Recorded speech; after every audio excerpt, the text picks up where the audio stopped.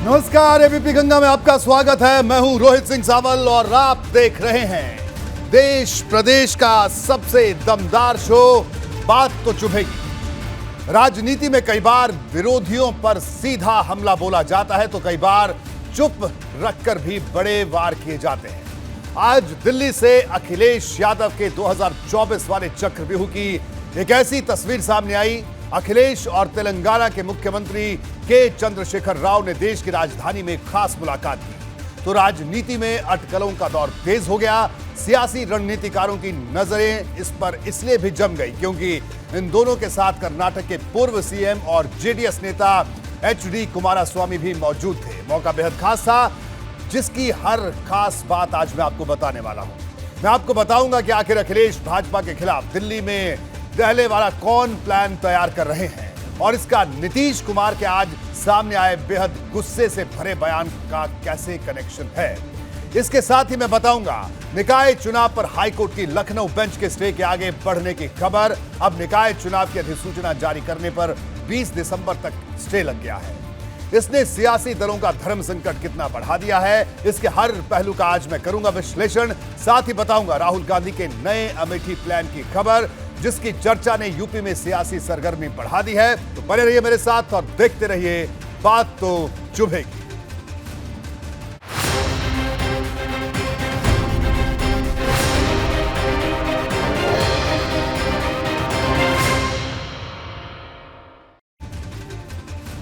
राजनीति में कोई स्थायी दुश्मन या दोस्त नहीं होता है। जब दो दलों का मकसद एक हो तो फिर दोस्ती होने में देर नहीं लगती। यही वजह है कि तेलंगाना के सीएम के चंद्रशेखर राव, नीतीश कुमार और ममता बनर्जी आए दिन अखिलेश यादव का खास तौर पर जिक्र कर रहे हैं तो अखिलेश यादव भी इनके नाम दोहरा रहे हैं। सपा अध्यक्ष ने मैनपुरी की जीत के बाद पिछले 3 दिन में 3 बड़े सिग्नल दिए हैं। ये सिग्नल 2024 में विपक्ष की तरफ से तीसरे मोर्चे के आकार लेने के संदेश की तरह है।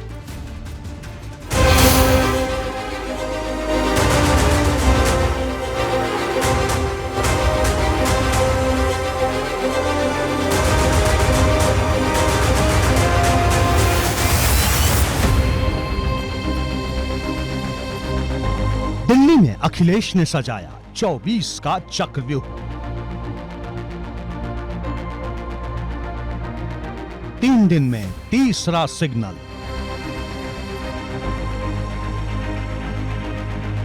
भाजपा को घेरने के लिए उत्तर दक्षिण दांव। 2024 में हम लोग दिखा देंगे कि बीजेपी की हरकत को कैसे बंद किया जाता है। और उल्टी गिनती तो शुरू हो गई थी बिहार से ही, पटना से शुरू हुई थी और पूरे देश में संदेश जा रहा है। अखिलेश अभी तेलंगाना जाएंगे तो वहाँ कोई वोट बढ़ा देंगे उनका क्या? केसीआर अगर चले आएंगे यहाँ के ऊपर उत्तर प्रदेश में तो इनको कोई एक सीट इनको जितवा देंगे। दिल्ली में महाजुटान, पटना में धुआंधार प्रहार।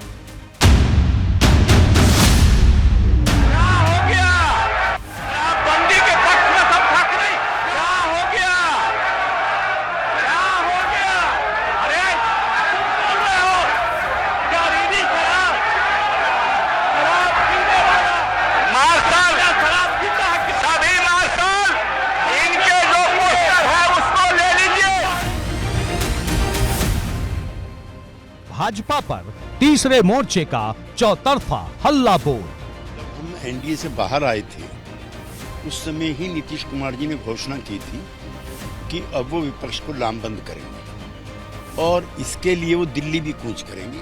लेकिन कहते रहेंगे कि मैं दावेदार नहीं हूँ। अगर दावेदार नहीं है तो क्यों फिर आप राष्ट्रीय राजनीति में विपक्ष को एक करने का प्रयास कर रहे हैं?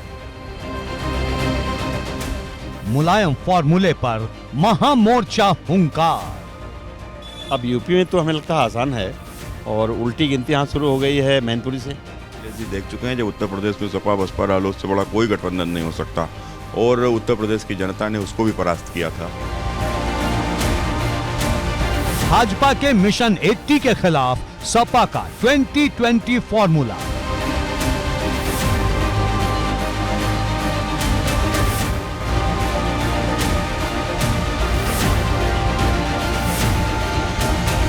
अखिलेश का दिल्ली वाला दहला प्लान।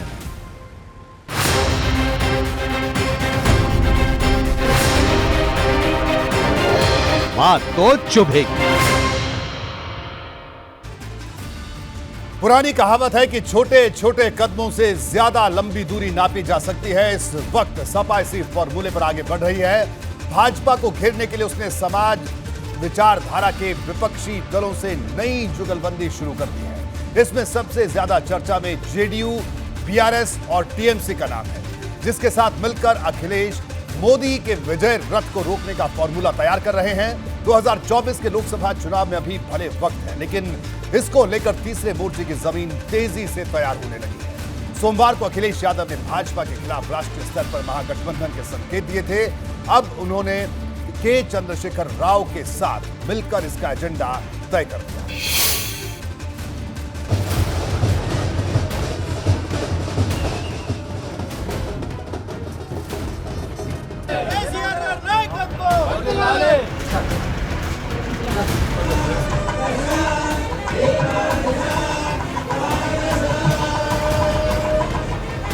आने वाले लोकसभा चुनाव की बिसात पर इस तस्वीर के सियासत में मायने बहुत गहरे हैं।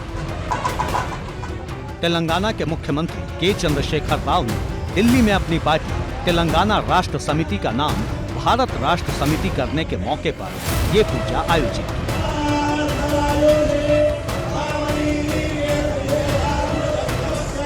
और इसमें सबसे खास मेहमान के रूप में मौजूद थे यूपी के पूर्व सीएम और सपा अध्यक्ष अखिलेश यादव, साथ ही कर्नाटक के पूर्व मुख्यमंत्री और जेडीएस नेता एचडी कुमारस्वामी।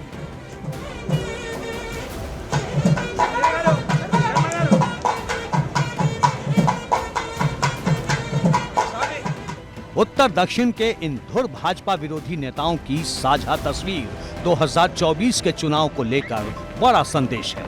ये इशारा है महामोर्चा बनाने के मुलायम फॉर्मूले पर चल रही उस तैयारी का, जिसका संकेत सोमवार को अखिलेश यादव ने संसद के बाहर दिया था। देखिए, जो एक्सरसाइज लगातार चल रही है, कभी आपने बहुत दिनों से देखा होगा, आदरणीय ममता जी, केसीआर साहब, मुख्यमंत्री नीतीश कुमार जी, लगातार ये प्रयास हो रहा है कि एक अल्टरनेट बने। बुधवार को एक तरफ अखिलेश, केसीआर और एचडी कुमारस्वामी एक साथ बैठकर भाजपा के खिलाफ मौन बिगुल बजा रहे थे, तो करीब करीब इसी वक्त दिल्ली से 1000 किलोमीटर दूर पटना में सियासी बवाल मचा था। यहाँ मुख्यमंत्री नीतीश कुमार भाजपा पर आग बबूला थे।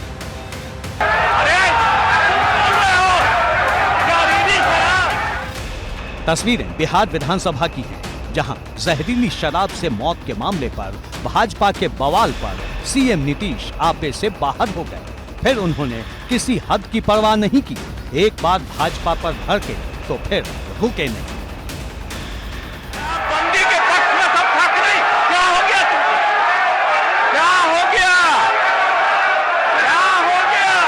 अरे तुम बोल रहे हो जहरीली शराब। इशारा साफ है कि भाजपा पर अब विपक्षी दलों का हमला और भी धुआंधार होगा। अखिलेश पहले ही कह चुके हैं कि वे केसीआर, नीतीश कुमार और ममता बनर्जी को लेकर बड़ा विकल्प तैयार करने में जुटे हैं। पलटवार में भाजपा कह रही है कि विपक्षी एकता मरे हुए घोड़े की तरह है। जैसे मैंने कहा कि 10 नेता एक मंच पर आकर हाथ उठा लेते हैं तो वोट एकजुट नहीं हो पाता, भले नेता एकजुट हो जाए। देखिए, जो विपक्षी एकता है वो मरे हुए घोड़े के समान है। उस मरे हुए घोड़े पर जितनी भी चाबुक लगाई वो घोड़ा फिर खड़ा नहीं होने वाला। तो विपक्ष की एकता, क्या अरविंद केजरीवाल और कांग्रेस एक मंच पर आ सकते हैं क्या? अभी तो देखा आपने गुजरात के चुनाव में, हिमाचल के चुनाव में, दिल्ली के एमसीडी के चुनाव में। और जहाँ तक उनका सपना है पीएम बनने का, तो 2029 की तैयारी करें नीतीश जी। 2024 के अंदर कोई भी संभावना नहीं है। और नीतीश जी को कौन पूछता राष्ट्रीय राजनीति में? अब फिर से दिल्ली में भारत राष्ट्र समिति के दफ्तर से आई इस तस्वीर पर गौर कीजिए। कार्यालय के बाहर एक पोस्टर लगा है जिस पर लिखा है, अब की बार किसानों की सरकार। इस नारे के पीछे एक बड़ा दांव छिपा है। जरा केसीआर के दफ्तर में पहुंचे खास मेहमानों में इस नेता पर गौर कीजिए। ये हैं गुरनाम सिंह चढ़ूनी, भारतीय किसान यूनियन चढ़ूनी गुट के प्रमुख हैं। दिल्ली में 13 महीने तक चले किसानों के धरने और आंदोलन में गुरनाम सिंह की बड़ी भूमिका थी। केसीआर ने अपनी राष्ट्रीय पार्टी के ऐलान के मौके पर गुरनाम सिंह को खास तौर पर बुलाया था और उनकी अखिलेश यादव से मुलाकात भी करवाई। इशारा साफ है कि मोदी सरकार और भाजपा को घेरने के लिए तीसरे मोर्चे के सबसे बड़े मुद्दे के सेंटर में किसान होंगे। चूंकि अगर बात करें तो केसीआर ने अपनी पार्टी का नाम बदल दिया है, टीआरएस के बजाय अब बीआरएस कर दिया है और नजर है 2024 के लोकसभा चुनावों में। आप पोस्टर भी देख सकते हैं कि लिखा है अब की बार केसीआर सरकार और इसके साथ साथ लिखा गया केसीआर आई ऑन 2024, यानी कि 2024 में केसीआर की नजर है और इसके साथ साथ अब की बार किसान सरकार का भी नारा यहां से लगाया जा रहा है। चूंकि अगर बात करें तो जिस तरीके से बड़ा किसान आंदोलन चला था और उसके बाद अगर बात करें तो किसानों को साथ लेकर के, विपक्षी नेताओं को साथ करके एक सरकार बनाने की कोशिश है 2024 में कि सभी विपक्षी दल साथ में चुनाव लड़े। अब एक और तस्वीर देखिए। अखिलेश यादव जब भारत राष्ट्र समिति के दफ्तर से बाहर आए तो अपनी गाड़ी में नहीं बल्कि तेलंगाना के सीएम के चंद्रशेखर राव की गाड़ी में सवार थे। तीसरे मोर्चे के लिए ऐसी सक्रियता को देख कांग्रेस सावधान हो गई है। वो केसीआर पर बरसती नजर आई। पार्टी का दावा है कि केसीआर पर्दे के पीछे से भाजपा की मदद कर रहे हैं। जब अपने ऊपर बात आती है, जब विपक्ष कांग्रेस पार्टी, तेलंगाना की कांग्रेस पार्टी मजबूती से उनका विरोध करती है, बिना कागज के, बिना वारंट के, बिना एफआईआर के, बिना कोई एक इतना कागज भी नहीं, रेड डाल देती। फर्क क्या है मोदी जी में और केसीआर में? आजकल तो वो भी नए नए टोपियां लगाकर आ रहे हैं। आज हमने देखा एक काउबॉय हैट पहनकर आए। ये क्या माहौल इस देश का बनता चला जा रहा है? अब सबकी नजर ममता बनर्जी पर है। देखना यह है कि अखिलेश, केसीआर और नीतीश की मुहिम की साझेदार ममता मिशन 2024 को लेकर कब तक एक्शन में आती हैं। एबीपी गंगा के लिए दिल्ली से अविनाश तिवारी के साथ ब्यूरो रिपोर्ट। 2024 के लोकसभा चुनाव के लिए भाजपा यूपी में मिशन 80 पर काम कर रही है। अगर भाजपा इस मिशन में कामयाब हो जाती है तो अखिलेश यादव के लिए लगातार हार के सिलसिले से उबरना मुश्किल हो जाता है। इससे सपा के राजनीतिक भविष्य पर भी प्रश्न खड़े होंगे। इसलिए अखिलेश अभी से भाजपा के खिलाफ मजबूत घेराबंदी में जुट गए हैं। किसानों के मुद्दों को धार दी जा रही है, जिससे पूरब से लेकर पश्चिमी यूपी में भाजपा को करारा झटका दिया जा सके।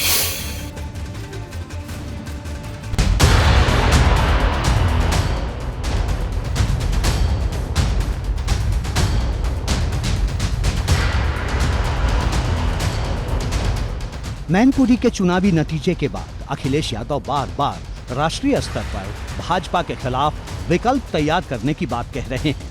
केसीआर, नीतीश कुमार और ममता बनर्जी के साथ मिलकर भाजपा को घेरने का खुला ऐलान कर रहे हैं।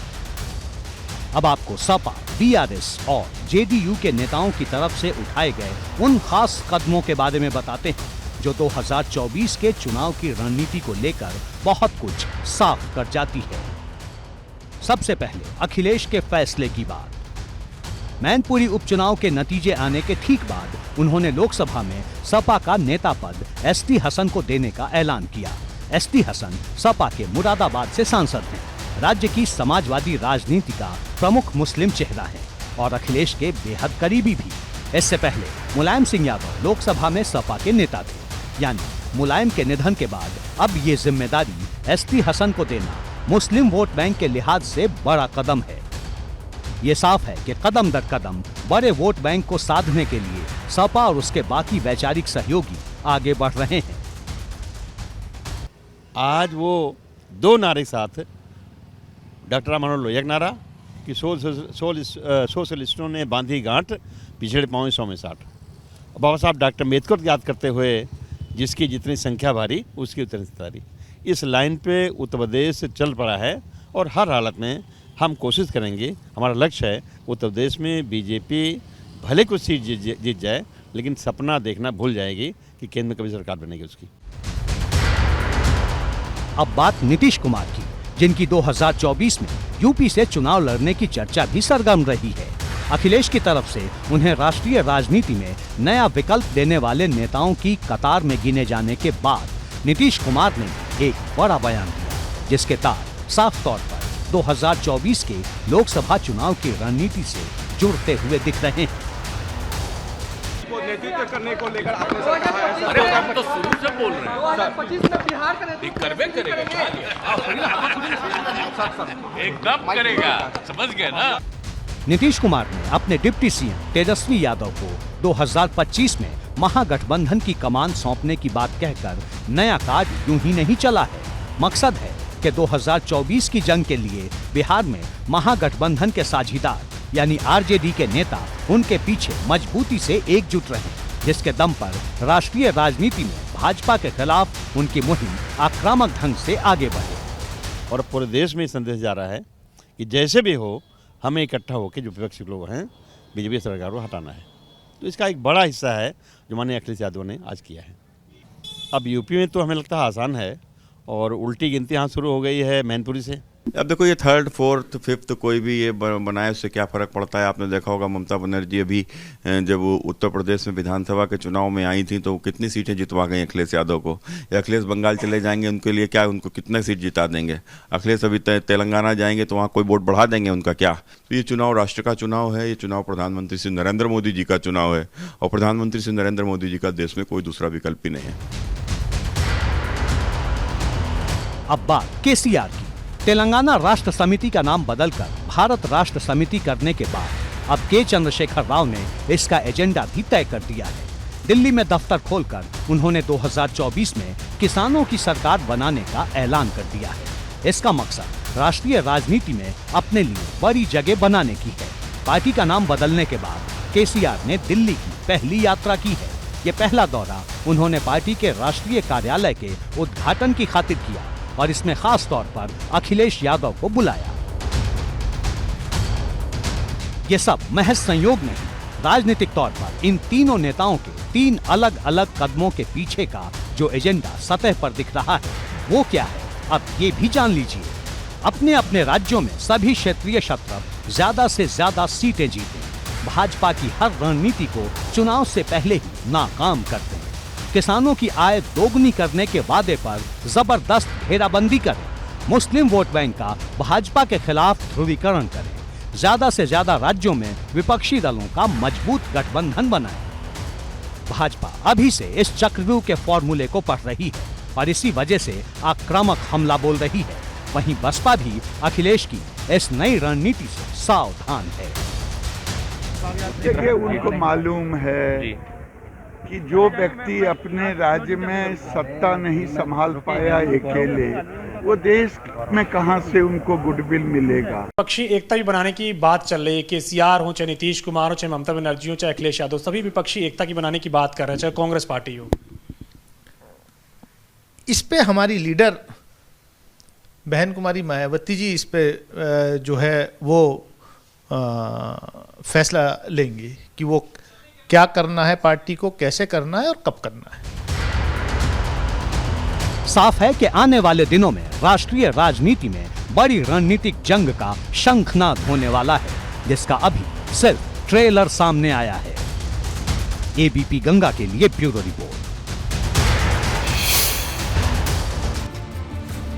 विरोधी दलों की बढ़ती एकजुटता पर भाजपा की पैनी नजर है, इसलिए उसने 2024 के महासंग्राम की युद्ध नीति पर काम तेज कर दिया है।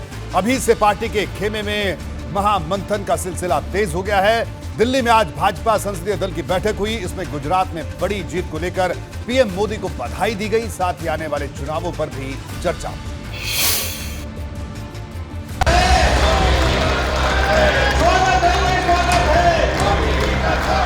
भाजपा संसदीय दल की बैठक में पीएम मोदी पहुंचे तो उनका जबरदस्त स्वागत हुआ। भाजपा सांसदों ने पीएम मोदी को दी बड़ी जीत की बधाई।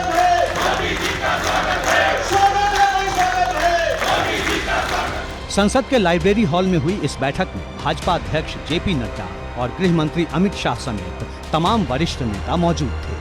इस बैठक में पीएम मोदी ने गुजरात की जीत का श्रेय गुजरात भाजपा के अध्यक्ष सीआर पाटिल और भाजपा के राष्ट्रीय अध्यक्ष जेपी नड्डा के साथ ही पार्टी कार्यकर्ताओं को दिया। देखो, पूरे गुजरात के कार्यकर्ताओं को उन्होंने श्रेय दिया। हम बहुत बहुत आभारी है आदरणीय प्रधानमंत्री मोदी साहब का कि उन्होंने एक छोटे से छोटे कार्यकर्ता जो कभी स्टेज पर नहीं जाते उनको भी याद करके उनको आज आभारी कर दिया। उनका बहुत बहुत भाजपा संसदीय दल की बैठक में उपचुनाव के नतीजे पर भी बात हुई। जीत और हार पर मंथन हुआ। साथ ही तय हुआ पार्टी के सामने की हर चुनौती पर बड़ी जीत की रणनीति। इस बैठक में पीएम मोदी ने पार्टी सांसदों से G20 के आयोजन से जुड़े कार्यक्रमों में जी जान से जुटने को कहा। उन्होंने कहा कि G20 की भारत में बैठक भाजपा या सरकार का कार्यक्रम नहीं है, बल्कि ये देश का कार्यक्रम है और इसमें सभी को शामिल होना चाहिए। इसके साथ ही भाजपा संसदीय दल की इस बैठक में देश की आर्थिक स्थिति पर एक प्रेजेंटेशन भी दिया गया। इकोनॉमी का आज के इकोनॉमी की स्थिति, भारत के इकोनॉमी के ऊपर एक प्रेजेंटेशन हुआ है। प्रधानमंत्री जी के दूरदृष्टि के निर्णय के कारण कैसे बदलाव हुआ है, how India has become the fastest growing economy, और इन्फ्लेशन भी दुनिया के कंपैरिजन में कैसे कंट्रोल में है। अभी तो 5.8 आया है। ये सब चीज़ों में एक विस्तृत प्रेजेंटेशन श्री अश्विनी वैष्णव जी ने। साफ है कि भाजपा की कोशिश कार्यकर्ताओं के मनोबल को और मजबूत करने की है और ये भरोसा जगाने की है कि आगे की तमाम चुनावी लड़ाइयों में पार्टी अपने काम की बदौलत विरोधियों पर विजय हासिल करेगी। एबीपी गंगा के लिए ब्यूरो रिपोर्ट। क्या ओम प्रकाश राजभर फिर से सपा के साथ गठबंधन बनाएंगे? सवाल राजभर के एक बयान से उठा है। दरअसल ओम प्रकाश राजभर ने साफ लफ्जों में कुछ नहीं कहा, लेकिन संकेतों की भाषा में संदेश दिया है कि मुमकिन है कि 2024 के लोकसभा चुनाव से पहले उनकी पार्टी सुभासपा सपा के साथ एक मंच पर नजर आ सकती है। हालांकि यह सवाल है, क्या वाकई ऐसा हो सकता है? क्योंकि जुलाई में सपा से गठबंधन टूटने के बाद ओम प्रकाश राजभर सपा और अखिलेश यादव पर तीखे वार करते आए हैं। अखिलेश यादव की रणनीति पर सवाल भी उठाते आए हैं।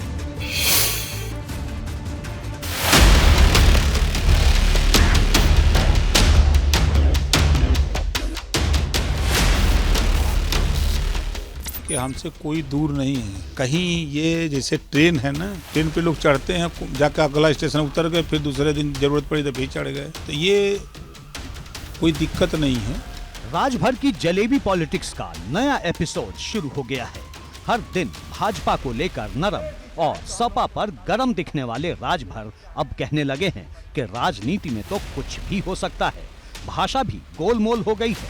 दो टूक सी बात बस इतनी है कि अब सपा के साथ दोबारा गठबंधन बनाने पर ना इनकार है और ना इकरार। दरअसल ओपी राजभर साफ लफ्जों में कुछ नहीं कहना चाहते, लेकिन इतना जरूर बता गए हैं कि आने वाले वक्त में सुभासपा का गठबंधन होगा, पर साझीदार सपा होगी या फिर कोई और, इसकी कोई गारंटी नहीं। इस बयान में भाजपा और सपा दोनों के लिए मामला 50-50 वाला लग रहा है।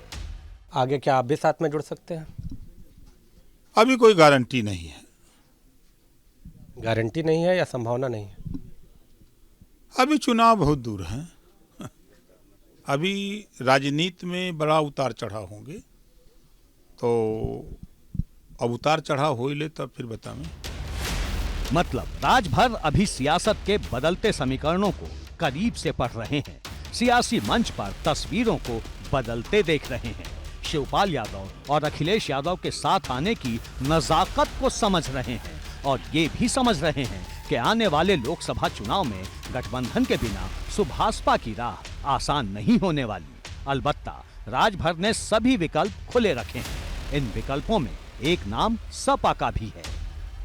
बता तो ना, राजनीति में कब क्या होगा किसी का कोई ठीक नहीं, चाहे हम हो चाहे कोई हो। कोई मानता था कि बहुजन समाज पार्टी समाजवादी पार्टी एक होगी, कोई नहीं मानता था कि महबूबा मुफ्ती के खिलाफ बीजेपी कहते थे कि अलगाववाद की बात करती हैं पीडीपी और भारतीय जनता पार्टी, वहीं दोनों से मिलकर के गठबंधन कश्मीर में सरकार बनी। आप नीतीश जी को ले लीजिए, बीजेपी को कहते थे भारतीय झूठा बड़का झूठा पार्टी, मिल के सरकार चलाए। लालू जी के विषय में कहा था कि हम राजनीति से संन्यास ले लेंगे लेकिन आरजेडी के साथ समझौता नहीं करेंगे। दिलचस्प बात यह है कि रामपुर और आजमगढ़ लोकसभा चुनाव के नतीजों ने ओपी राजभर का नजरिया सपा और अखिलेश यादव को लेकर बदल दिया था। अब लग रहा है कि मैनपुरी उपचुनाव के नतीजों के बाद राजभर के सुर फिर बदल गए हैं। अखिलेश पर ना तो सीधा हमला बोल रहे हैं और ना ही बयानों में पहले जैसी तल्खी दिख रही है। मैनपुरी चुनाव से पहले और अब बाद के अलग अलग बयानों को सुनकर आप राजभर की जलेबी चाल का अंदाजा लगा सकते हैं। अखिलेश यादव जी की अपरिपक्वता, टिकट बंटवारे में सुबह देंगे बिंद को, 12 बजे दिए मौर्या जी को, संझा को दे दिए पंडित जी को। दो जाति तो खुद नाराज हो गई तो जीतेगा कैसे बेचारा। ऐसे सैकड़ों सीट तो इस तरह वो हार गए टिकट बंटवारे में। कि मैं जब था दोनों लोगों के करीब तो दोनों लोगों को एक जगह ले आने के लिए बड़ी कोशिश करके एक जगह ले आए, लेकिन अखिलेश जी अपने साथ नहीं रख पाए और वो नहीं चाहते हैं कि परिवार एक रहे। उन्हीं के परिवार से अपर्णा अलग हुई, उन्हीं के परिवार से शिवपाल जी अलग हुए। तो जिस परिवार में एकता नहीं है तो वहाँ तो नुकसान तो होना तय है। इतनी कटुता थी। अखिलेश जी पुराने सभी नेताओं को दरकिनार करके अकेले की राजनीति करना चाहते थे। झटका लगा, उनके गढ़ गए आजमगढ़, उनके गढ़ गए रामपुर, उनके गढ़ गए कई गढ़, उनके गढ़ ही हो गए। तब उनकी नींद खुली जब उनकी पत्नी चुनाव मैदान में उतरी, तब नींद खुली, तब जाकर के एसी कमरे से बाहर निकले और बाहर निकलने का रिजल्ट भी उन्होंने हासिल किया। उपचुनाव से पहले तक ओपी राजभर अखिलेश यादव पर सवाल उठा रहे थे, चाचा से दूरी की कहानी बता रहे थे, उन्हें जातिवादी से लेकर परिवारवादी तक करार दे रहे थे। लेकिन अब राजभर का तोल मोल कर बोलना नए संकेत दे रहा है। एबीपी गंगा के लिए वाराणसी से नीतीश पांडे के साथ ब्यूरो रिपोर्ट। राहुल गांधी फिर से अमेठी से चुनाव लड़ सकते हैं। 2024 की चुनावी लड़ाई को लेकर कांग्रेस ने आज ये बड़ा ऐलान किया है। पार्टी के प्रांतीय अध्यक्ष अजय राय से पूछा गया था कि क्या राहुल गांधी 2024 में अमेठी से चुनाव लड़ेंगे। इसके जवाब में अजय राय ने कहा कि निश्चित तौर से जब सब लड़वाएंगे तो क्या वो नहीं लड़ेंगे। अजय राय ने यह बयान प्रादेशिक स्तर पर निकाली जा रही भारत यात्रा के बीच में दिया है। 2019 में राहुल गांधी को अमेठी से भाजपा की स्मृति ईरानी ने हरा दिया था। पिछली बार राहुल 2 सीटों से चुनाव लड़े थे। केरल के वायनाड से उन्होंने जीत हासिल की।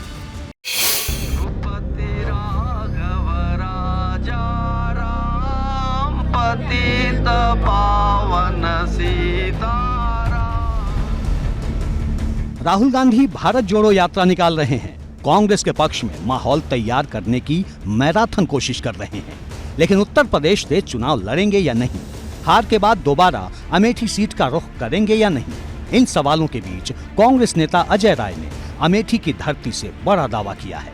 अजय राय का दावा है कि राहुल गांधी 2024 में अमेठी से चुनाव जरूर लड़ेंगे।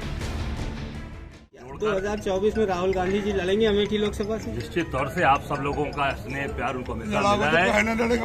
आप सब लोग लड़ाएंगे, जरूर लड़ेंगे, को भगाएंगे। और बताओ, इतना आप लोगों ने प्यार दिया उनको तो जरूर आएंगे, प्यार कैसे भूल जाएंगे। मतलब ये कि कांग्रेस राहुल गांधी के अमेठी से चुनाव लड़ने की बात से इनकार नहीं कर रही। फिलहाल अमेठी निकाय चुनाव की तैयारियों में जुटे कांग्रेस के नेता राहुल गांधी के नाम पर माहौल तैयार कर रहे हैं, संदेश दे रहे हैं कि राहुल गांधी को बुलाना है तो निकाय में जिताना है। और आप चाहते होंगे कि राहुल गांधी चुनाव लड़े अमेठी से? चाहते हैं कि नहीं चाहते हैं आप लोग? चाहते हैं तो दिखा दीजिए। ये जायज का चुनाव, गौरीगंज अमेठी का चुनाव, जो भी नगर पालिका नगर पंचायत के चुनाव हो रहे हैं, इस चुनाव में कांग्रेस प्रत्याशी को भारी बहुमत से चुनाव जिताइए। जाहिर है कि कांग्रेस नेता राहुल गांधी के नाम पर प्रचार कर रहे हैं। अमेठी सीट पर राहुल गांधी की दावेदारी को लेकर अपनी ख्वाहिश जता रहे हैं। लेकिन साल 2019 में हार के बाद अमेठी को लेकर राहुल गांधी का उत्साह कुछ खास नजर नहीं आया है। 2019 में हार के बाद सिर्फ एक बार दिसंबर 2021 में राहुल गांधी ने अमेठी का दौरा किया था, जबकि 2014 में हार के बाद 2019 के लोकसभा चुनाव तक केंद्रीय मंत्री स्मृति ईरानी ने 63 बार अमेठी का दौरा किया। देखिए, न तो कांग्रेस के नेताओं की और न कांग्रेस के शीर्ष नेतृत्व की जमीनी समझ है। अगर जमीनी समझ होती तो ये दिन न देखना पड़ता। मैं समझता हूँ कि इस बीच 2 साल तक कोरोना की महामारी चली है। कांग्रेस का एक भी नेता जनता के दुख सुख में सम्मिलित नहीं हुआ। और मैं समझता हूं कि इस बार 4 गुना मार्जिन से चुनाव भारतीय जनता पार्टी यहां जीतेगी।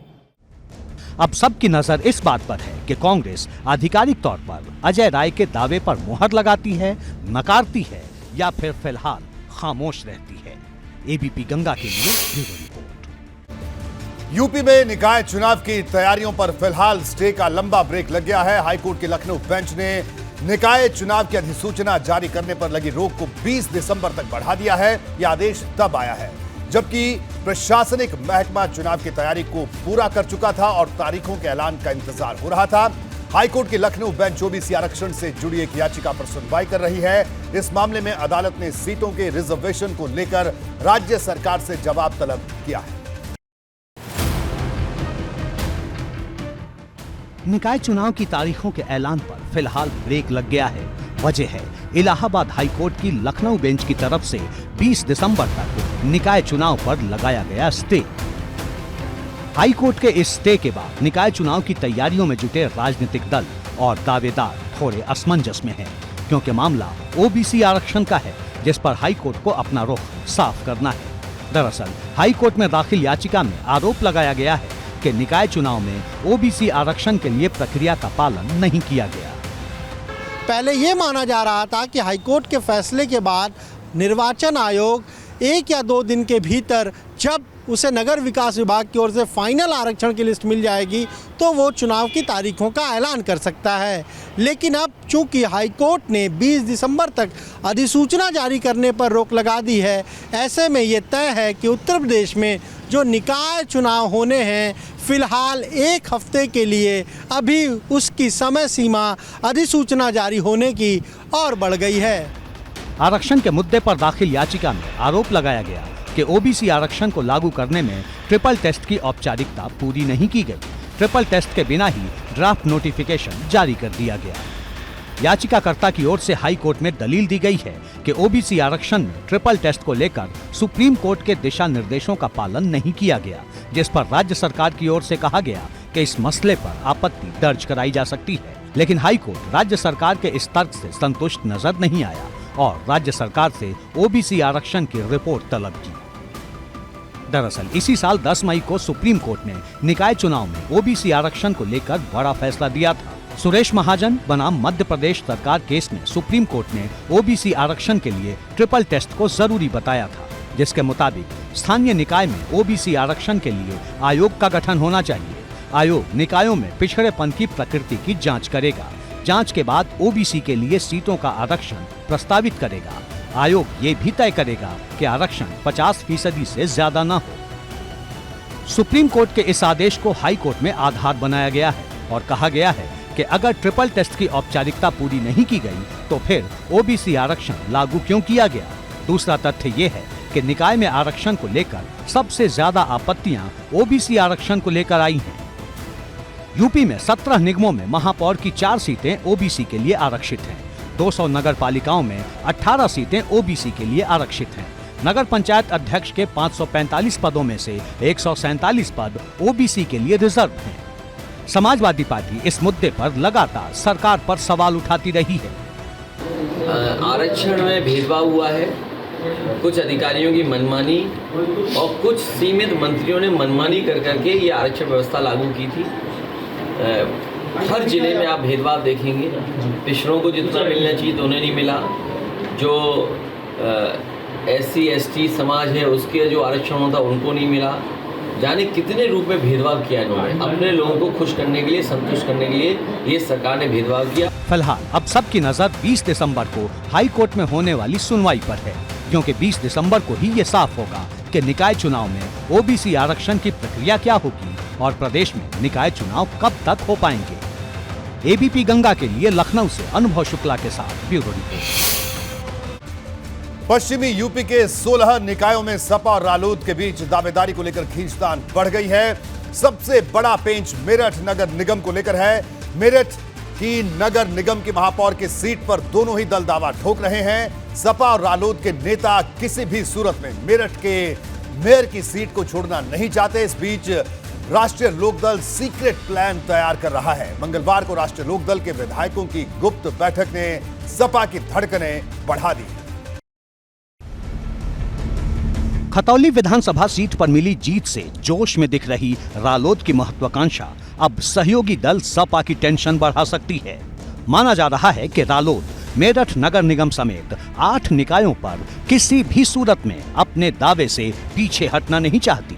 जानकारी के मुताबिक मेरठ नगर निगम और 7 अन्य निकायों को लेकर मंगलवार को रालोद के 7 विधायक और पार्टी पदाधिकारियों की बैठक हुई, जिसमें एक रिपोर्ट तैयार कर रालोद अध्यक्ष जयंत चौधरी को भेजी गई है।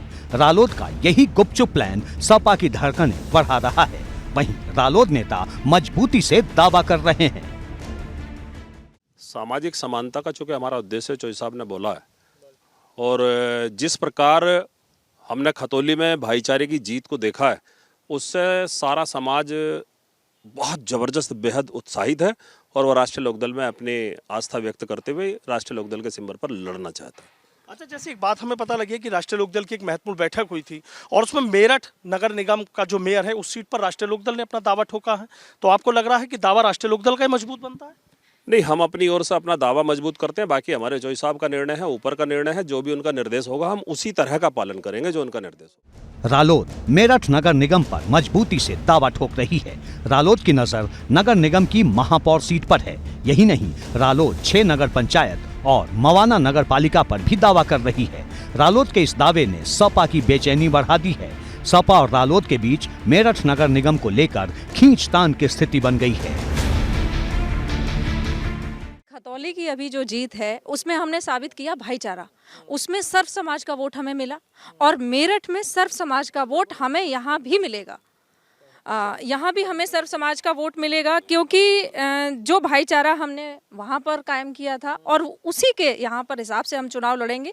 तो यहाँ अगर हम देखें तो मुस्लिम और दूसरी तरफ सारा समाज आता है जो हमारे साथ जुड़ा हुआ है। चूंकि हर रोज जो फहरिस्त है दावेदारों की वो लगातार बढ़ती जा रही है और उन्हें उम्मीद है कि इस बार जो चुनावी नतीजे निकाय चुनाव के हैं वो राष्ट्रीय लोकदल गठबंधन के पक्ष में होंगे। लेकिन ये तस्वीर भी निकलकर सामने आ रही है कि मेयर सीट पर राष्ट्रीय लोकदल अपना मजबूत दावा जता रहा है। तो कहीं ऐसा तो नहीं कि इस सीट पर जो राष्ट्रीय लोकदल का दावा है उसने कहीं ना कहीं समाजवादी पार्टी के नेताओं की टेंशन बढ़ा दी है, चूंकि दावेदारों की लिस्ट वहां पर भी बहुत बड़ी है। मेरठ नगर निगम के अलावा रालोद, किठौर, दौराला, कर्नावल, हर्रा, सिवाल खास, नगर पंचायत खिवाई और नगर पालिका मवाना पर दावा ठोक रही है, जबकि नगर पंचायत बहसूमा को रालोद अपने सहयोगी चंद्रशेखर आजाद की आजाद समाज पार्टी के लिए छोड़ने की मांग कर रही है, जिस पर पेच फंस सकता है। एबीपी गंगा के लिए मेरठ से सनुज शर्मा की रिपोर्ट। वाराणसी में नगर निकाय चुनाव को लेकर भाजपा और सपा के दफ्तर में भीड़ बढ़ती जा रही है। सबसे ज्यादा धर्म संकट में भाजपा है, जिसके पास नगर निकाय चुनावों के दावेदारों की लिस्ट इतनी लंबी हो गई है कि उसके लिए मजबूत उम्मीदवार पर आखिरी मुहर लगाना चुनौती सा बन गया है। इसमें सबसे ज्यादा संख्या युवाओं की है, तो वहीं समाजवादी पार्टी के कार्यकर्ता भी जोश से भरे हैं। सपा के पास भी पहले के चुनावों के मुकाबले दावेदारों की संख्या इस बार काफी बड़ी है।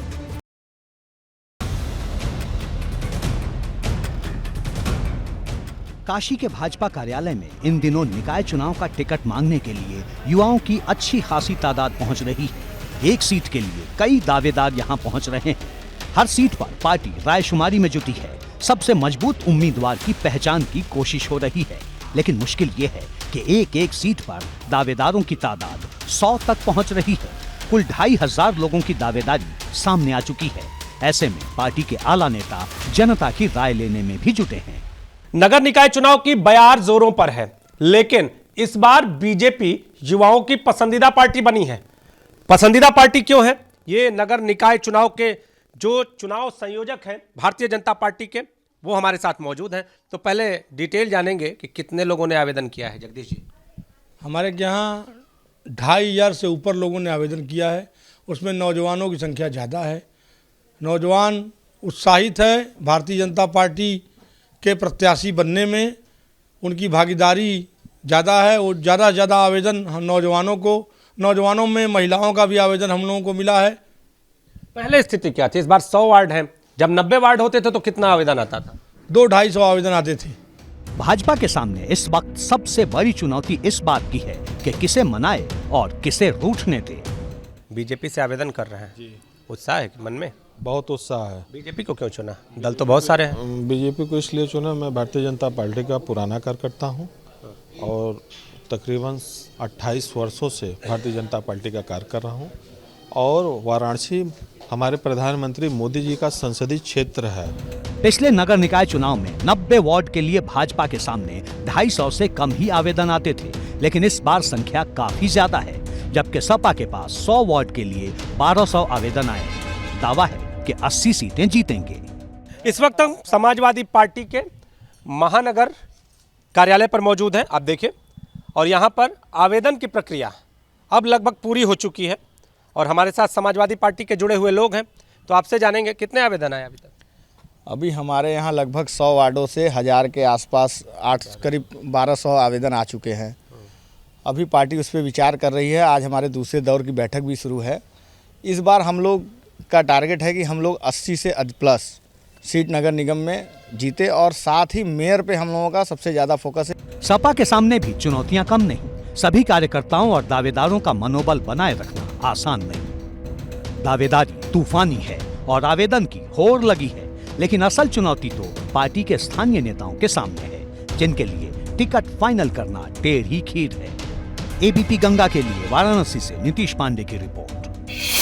अलीगढ़ मुस्लिम विश्वविद्यालय में दलित छात्रों को आरक्षण का मुद्दा एक बार फिर गर्मा गया है। भाजपा सांसद ब्रजलाल ने राज्यसभा में आरक्षण के मुद्दे को उठाया।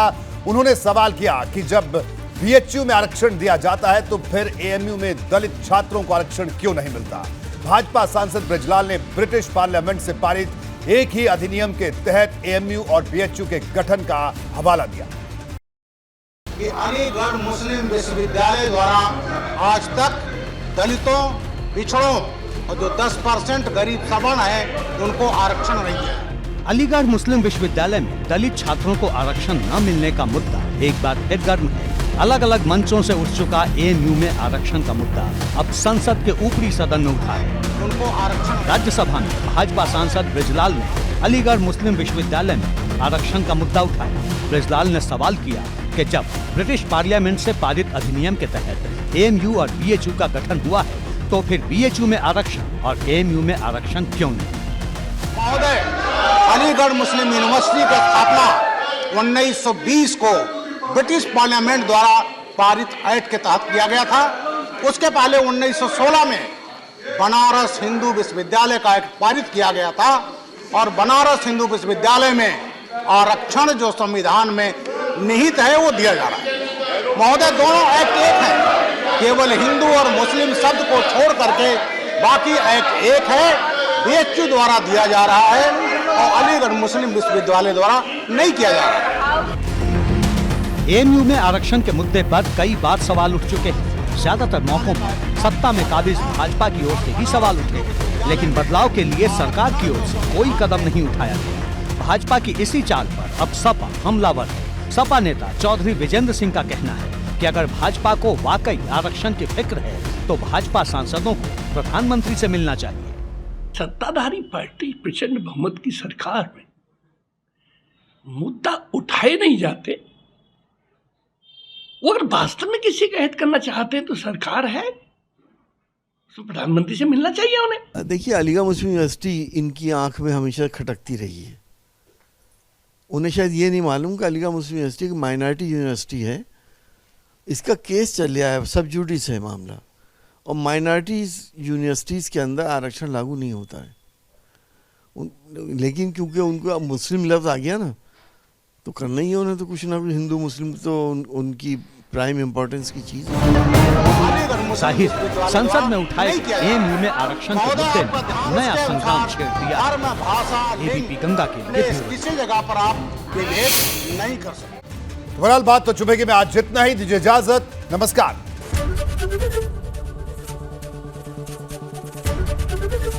एबीपी गंगा, खबर आपकी, जुबान आपकी।